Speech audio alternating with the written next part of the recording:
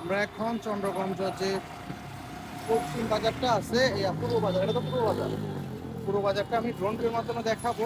আর এদিকে সাইডটা হচ্ছে বেগমগঞ্জ, আর ব্রিজের ওই পাটটা হচ্ছে লক্ষ্মীপুর। লক্ষ্মীপুরটা আমি নিচ থেকে দেখালাম, এবং আমি এদিকে সাইড থেকে ড্রোন ভিউর মাধ্যমে দেখাবো। আর আমরা এখন আছি এখানেই আছি, আমি দেখাচ্ছি।